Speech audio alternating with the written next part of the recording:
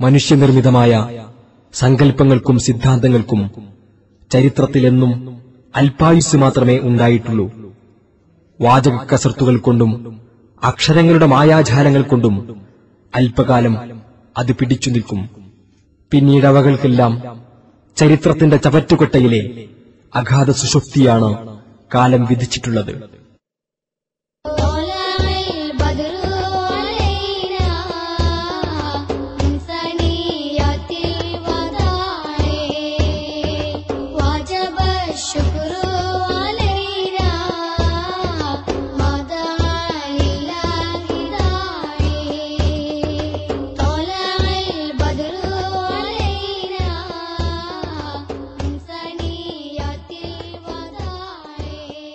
തങ്ങളുടെ ഇത്തിരിവട്ടത്തിന് പുറത്തുള്ള ലോക മുസ്ലിംകളെ മുഴുവനും മുശ്രിക്കുകളാക്കുന്നവരാണ് വഹാബികൾ. തൗഹീദിൽ തങ്ങൾ മാത്രമേയുള്ളൂവെന്നും അത് തങ്ങളുടെ മാത്രം കുത്തകയാണെന്നും പറഞ്ഞ് നിർദാക്ഷിണം മുസ്ലിം ജനകോടികളെ മുശ്രിക്കുകളാക്കുന്ന മുജാഹിദ് മൗലവിയുടെ പ്രസംഗം കേൾക്കുക. നിങ്ങൾ ചിന്തിച്ചിട്ടുണ്ടോന്നറിയില്ല, പുതിയ വിഷയമായിട്ടൊന്നല്ല ഞാൻ പറയുന്നു. മിനായിൽ ദുരന്തമുണ്ടായി അല്ലേ? ഹജ്ജിന് ഈ വർഷം ദുരന്തമുണ്ടായി, കുറെ ആളുകൾ മരിച്ചു. എന്തുകൊണ്ടാണ് ഇങ്ങനെ ഇടക്കിടക്കൊക്കെ അവിടെ ആളുകൾ മരിക്കുന്നത് നിങ്ങൾ ചിന്തിച്ചിട്ടുണ്ടോ? അവിടെ ഇസ്ലാമികമായ ഹജ്ജല്ല നടക്കുന്നത് എന്നുള്ളത് കൊണ്ടാണ്. മനസ്സിലായില്ല. അവിടെ റസൂലുള്ള ജബലുർ റഹ്മയിൽ ദുൽഹജ്ജ് 9 1,00,000-ഓളം സഹാബികളുമായി വന്നു. 1400 വർഷങ്ങൾക്ക് മുമ്പ് പ്രവാചകൻ ഹജ്ജ് ചെയ്യാൻ വന്നു. ആ പ്രവാചകന്റെ കൂടെ ഹജ്ജിന് വന്ന 1,00,000-ലധികം വരുന്ന സഹാബികൾ അവരാരാ? മുവഹിദുകളാണ്, തൗഹീദുള്ള ആളുകൾ, നബിയിൽ നിന്ന് ഹജ്ജ് പഠിച്ച ആളുകൾ, നബി പഠിപ്പിച്ചു കൊടുത്ത ആളുകൾ, നബി കാണിച്ചതിനെ ഫോളോ ചെയ്ത ആളുകൾ. അവരൊക്കെ വളരെ മാന്യമായി ചെയ്തു. ഇന്ന് ഹജ്ജിന് ചെല്ലുന്നിടത്ത് ആരൊക്കെ വരുന്നുണ്ട്? അവിടെ അബൂജഹലുമാർ അവിടെ ഹജ്ജ് ചെയ്യുന്നു, ശിർക്ക് ചെയ്യുന്നവർ ഹജ്ജ് ചെയ്യുന്നു. അബൂജഹലിനെ കൊണ്ട് ഹജ്ജ് ചെയ്യിപ്പിക്കാൻ സമ്മതിച്ചില്ല റസൂലുള്ള അവിടെ. കാരണം എന്താ വെച്ചാൽ അതുവരെ അവർ ചെയ്ത ഹജ്ജ് ഷിർക്കിന്റെ ഹജ്ജാണ്. അള്ളാഹിനോടും പ്രാർത്ഥിക്കും, അള്ളാഹു അല്ലാത്തവരോടും പ്രാർത്ഥിക്കും. അതുകൊണ്ട് അള്ളാഹിനോട് മാത്രം പ്രാർത്ഥിക്കുന്നവർക്കുള്ള ഹജ്ജ്, തൗഹീദ് സ്വീകരിച്ചവർക്കുള്ള ഹജ്ജ്. തൗഹീദ് സ്വീകരിക്കാത്ത ഒരാൾക്ക് ഹജ്ജുണ്ടോ? ഇല്ല. നിസ്കാരമുണ്ടോ? ഇല്ല. ജക്കാത്തുണ്ടോ? ഇല്ല. ഇവിടെ അള്ളാഹു അല്ലാത്തവരെ വിളിച്ച് പ്രാർത്ഥിച്ചിട്ടാണ് ലക്ഷക്കണക്കിന് മനുഷ്യർ അവിടെ ഹജ്ജിന് ചെല്ലുന്നത് അല്ലേ? ആ മുശ്രിക്കുകളാണ് അവിടെ ഹജ്ജ് ചെയ്യണത്. അപ്പൊ അവിടെ തിരക്ക് കൂടുതലായി, ജനാധിക്യം വർദ്ധിച്ചു. മുവഹിദുകൾ മാത്രമാണ് ഒരു 5 ലക്ഷം ആളെ ഉണ്ടാവും വർഷാവർഷം ഹജ്ജ് ചെയ്യാൻ. ബാക്കിയൊക്കെ ഔട്ടായി. ലോകത്ത് 2 രാജ്യങ്ങൾ, ഷിർക്കിന് വേണ്ടി മാത്രം ജീവിക്കുന്ന 2 രാജ്യങ്ങൾ. ആ 2 രാജ്യങ്ങളിൽ ഒന്ന് ഇറാനാണ്, ഒന്ന് പാകിസ്ഥാനാണ്. ഷിർക്കിന്റെ കൂടാരങ്ങളെ, ഗോഡൌണുകളാണ് പാകിസ്ഥാനൊക്കെ ഷിർക്കിന്റെ. അവിടൊക്കെ ജമാഅത്തെ ഇസ്ലാം ഉണ്ടത്രേ, സെലഫികളുണ്ടെന്നാ കേൾവി. എന്താ അവിടെ നടക്കുന്നത് അല്ലാഹു അലം. പക്ഷെ ഏതായിരുന്നാലും പാകിസ്ഥാനികളെ ഞാൻ ഒരുപാട് രാജ്യത്ത് വെച്ച് കണ്ടിട്ടുണ്ട്. പാകിസ്ഥാനികളിൽ ബഹുഭൂരിപക്ഷം ആളുകളും ഷിർക്കിന്റെ ആളുകളാണ്. വാക്യം ഷിർക്കിന്റെ വിഭാടനം, തൗഹീദിന്റെ പ്രയാണം, അതിന്റെ ജൈത്രയാത്ര, ഷിർക്കിന്റെ കോട്ടക്കൊത്തളങ്ങളെ തകർത്ത് തരിപ്പണമാക്കി തൗഹീദ് മനുഷ്യന്റെ മനസ്സിൽ നട്ടുപിടിപ്പിക്കുന്ന ജൈത്രയാത്ര. അതാ മുജാഹിദ് പ്രസ്ഥാനത്തിന്റെ ഐഡന്റിറ്റി. ലോക മുസ്ലിംകളെ മുശ്രിക്കുകളാക്കാൻ വേണ്ടി മക്ക മുശ്രിക്കുകളെ അർദ്ധമോഹിദുകളാക്കി കേരളത്തിലെ മുജാഹിദ് പ്രസ്ഥാനം തൗഹീദിനെ 2ആക്കി വിഭജിച്ചു പോന്നിരുന്നു. തൗഹീദുർ റുബൂബിയ്യ, തൗഹീദുൽ ഉലൂഹിയ്യ എന്നിവയായിരുന്നു തൗഹീദിന്റെ 2 ഭാഗങ്ങൾ. അൽ മുർഷിദ്, സൽസബീൽ തുടങ്ങിയ പഴയ മുജാഹിദ് പ്രസിദ്ധീകരണങ്ങളിലും പിന്നീട് വന്ന അൽമനാർ, ഷബാബ് പത്രങ്ങളിലുമെല്ലാം പഠിപ്പിച്ചത് തൗഹീദ് 2ആണെന്നാണ്. തൗഹീദ് പഠിക്കാൻ മുജാഹിദുകൾ പ്രധാനമായി ആശ്രയിക്കുന്ന കണ്ണൂർ അബ്ദുൽ ഖാദിർ മൗലവിയുടെ അത്തൗഹീദ് എന്ന പുസ്തകത്തിലും KNM പ്രസിദ്ധീകരിച്ച അബ്ദുസലാം സുല്ലമിയുടെ തൗഹീദ് ഒരു സമഗ്ര വിശകലനത്തിലും തൗഹീദ് 2 ഇനമാണെന്ന് വളരെ കൃത്യമായി പഠിപ്പിക്കുന്നു. KNM തന്നെ പ്രസിദ്ധീകരിച്ച അമാനി മൗലവിയുടെ ഖുർആൻ പരിഭാഷയിലും തൗഹീദ് 2 ഇനമായി തന്നെ വിഭജിക്കുന്നു. 1988 എടവണ ജാമിയ നദവിയ പ്രസിദ്ധീകരിച്ച അന്നദുവ മാഗസിനിലും തൗഹീദ് 2 തന്നെയാണ്. എന്നാൽ 2ആയി തൗഹീദിനെ വിഭജിക്കുന്നതിന് സലഫുകളുടെ അഖീദയിൽ യാതൊരു ന്യായീകരണവുമില്ലെന്ന് കണ്ടെത്തിയ മുജാഹിദ് നേതൃത്വം 8 പതിറ്റാണ്ടുകാലം തങ്ങൾ പ്രചരിപ്പിച്ച തൗഹീദിൽ ഭേദഗതി ചെയ്യാൻ തീരുമാനിക്കുകയായിരുന്നു.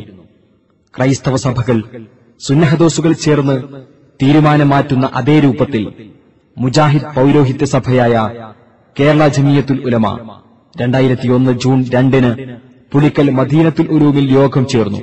ഇത്രയും കാലം തൗഹീദിനെ രണ്ടായി മനസ്സിലാക്കിയത് തെറ്റാണെന്നും തൗഹീദ് മൂന്നാണെന്നും സഭ തീരുമാനമെടുത്തു. കേരള ജമിയത്തുൽ ഉലമ നിർവാഹക സമിതി തീരുമാനങ്ങൾ എന്ന പേരിൽ പുറത്തിറക്കിയ പുസ്തകത്തിൽ ആ തീരുമാനം ഇങ്ങനെ വായിക്കാം. ഈ വിഷയകമായി ചെറിയമുണ്ടം അബ്ദുൽ ഹമീദ് മദനി നേരത്തെ നൽകിയ വിശദീകരണത്തിന്റെ അടിസ്ഥാനത്തിൽ യഥാർത്ഥ വസ്തുത അംഗീകരിക്കപ്പെട്ടതായി യോഗം അറിയിച്ചു. തൗഹീദിന് റുബൂബിയ, ഉലൂഹിയ, അൽ അസ്മാഇ വസ്സിഫാത്ത് എന്നിങ്ങനെയുള്ള വിഭജനം ഈ യോഗം ശരിവെക്കുകയും അത് പാഠശാലകളിൽ പഠിപ്പിക്കേണ്ടതാണെന്ന് തീരുമാനിക്കുകയും ചെയ്തു.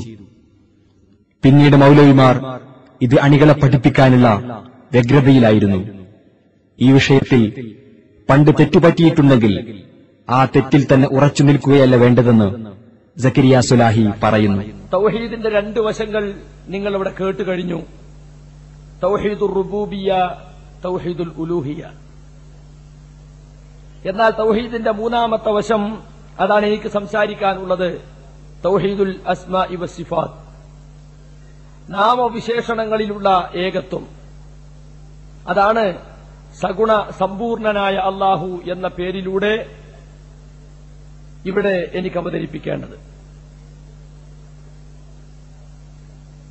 സലഫുകൾ അഥവാ നമ്മുടെ നല്ലവരായ മുൻഗാമികൾ ഏറെ ചർച്ച ചെയ്തതും നിരവധി ഗ്രന്ഥങ്ങൾ രചിക്കപ്പെട്ടതുമായ ഒരു വിഷയമാണ് തൗഹീദുൽ അസ്മാഇ വസ്സിഫാത്ത് അഥവാ നാമവിശേഷണങ്ങളിലുള്ള ഏകത്വം. എന്ന് മാത്രമല്ല, ഇസ്ലാമിന്റെ ഹൃജുവായ പാതയിൽ നിന്നും അഹ്ലുസുന്നത്ത് വൽ ജമാഅത്തിന്റെ പാതയിൽ നിന്നും തെറ്റിത്തെറിച്ചു പോയിട്ടുള്ള പൂർവകാലത്തുള്ള കക്ഷികളെയൊക്കെ എടുത്തു പരിശോധിച്ചു നോക്കിയാൽ അവർക്കെല്ലാം അബദ്ധം പണഞ്ഞിട്ടുള്ളത് ഇസ്ലാമിന്റെ അഖീദയിൽ നിന്ന്, വിശ്വാസ പ്രമാണങ്ങളിൽ നിന്ന് അവർ തെറിച്ചു പോയിട്ടുള്ളത് ഈ വിഷയത്തിലാണ് എന്ന് നമുക്ക് കാണാൻ സാധിക്കും. മുഅ്തസിലിയാക്കളാകട്ടെ, ജഹ്മികളാകട്ടെ, ഖദരിയാക്കളാകട്ടെ, ജബരിയാക്കളാകട്ടെ, ശീഇകളാകട്ടെ, എല്ലാ കക്ഷികൾക്കും അബദ്ധം സംഭവിച്ചിട്ടുള്ളത് അസ്മാ വസിഫാത്ത് എന്ന വിഷയത്തിലായിരുന്നു. അതുകൊണ്ട് തന്നെ ഈ വിഷയം പൂർവിക സലഫുകളുടെ ഗ്രന്ഥങ്ങളിൽ ഏറെ പരാമർശിക്കപ്പെടുകയും ഏറെ ചർച്ച ചെയ്യപ്പെടുകയും ചെയ്തിട്ടുണ്ട്. എന്നാൽ നമ്മുടെ കേരളത്തിൽ ഇത് വേണ്ടത്ര ചർച്ച ചെയ്യപ്പെട്ടിട്ടില്ല എന്നത് ദുഃഖകരമായ ഒരു വസ്തുതയാണ്.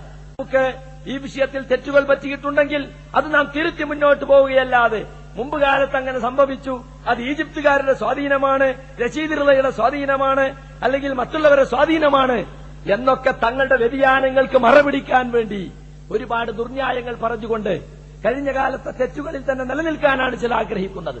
പക്ഷേ നദ്വത്തുൽ മുജാഹിദീൻ അതല്ല. ഗുണവിശേഷണങ്ങളിലെ ഏകത്വം തൗഹീദിൽ ഉൾപ്പെടുത്തുന്നത് ശരിയല്ല എന്ന് പോലും ഇവർ എഴുതിയിരുന്നു. 1996 ജൂലൈ മാസത്തെ സെൽസബിയിൽ ഗുണവിശേഷണങ്ങളിലെ ഏകത്വം തൗഹീദിൽ ഉൾപ്പെടുത്തിയത് ശരിയല്ല എന്ന് വളരെ കൃത്യമായി എഴുതുന്നു. ഇതേ രൂപത്തിൽ തൗഹീദിന്റെ മൂന്നാം പാർട്ടിൽ വിശ്വസിക്കാതെ, മനസ്സിലാക്കാതെ മരിച്ചുപോയ KM മൗലവി മുതൽ അലവി മൗലവി, ഉമർ മൗലവിമാർ വരെയുള്ള മുജാഹിദ് പണ്ഡിതരും അവരെ പിന്തുടർന്ന ജനങ്ങളും യഥാർത്ഥ തൗഹീദ് പോലും മനസ്സിലാക്കാതെ നരകത്തിലേക്ക് പോയവരാണെന്ന വാദത്തിലാണ് പുതിയ മുജാഹിദ് നേതൃത്വം എത്തി നിൽക്കുന്നത്. തൗഹീദിലെ ഭേദഗതികൾ ഇതോടെ അവസാനിപ്പിക്കാൻ മുജാഹിദ് നേതൃത്വം തയ്യാറായില്ല.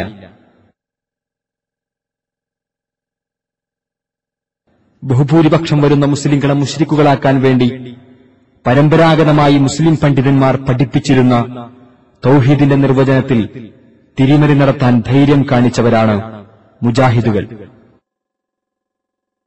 ഇക്കാര്യം മുജാഹിദ് പണ്ഡിതർ തന്നെ തുറന്നെഴുതിയിട്ടുണ്ട്.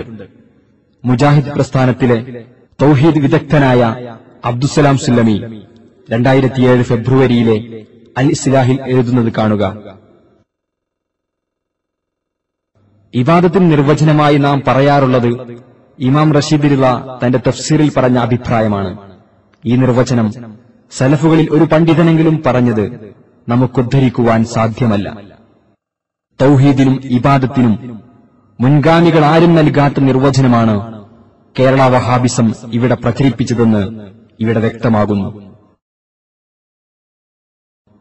മറഞ്ഞ മാർഗത്തിൽ ഒരു വസ്തു ഗുണം ചെയ്യുമെന്നോ ദോഷം വരുത്തുമെന്നോ വിശ്വസിച്ചാൽ അത് ആ വസ്തുവിനുള്ള ഇബാദത്താണ് എന്നും അങ്ങനെ അല്ലാഹുവല്ലാത്തവരെക്കുറിച്ച് വിശ്വസിച്ചാൽ അത് ശിർക്കാണ് എന്നുമാണ് റഷീദ് റിളയിൽ നിന്നും കോപ്പിയടിച്ച് മുജാഹിദുകൾ കേരളത്തിൽ പ്രചരിപ്പിച്ച തൗഹീദ്.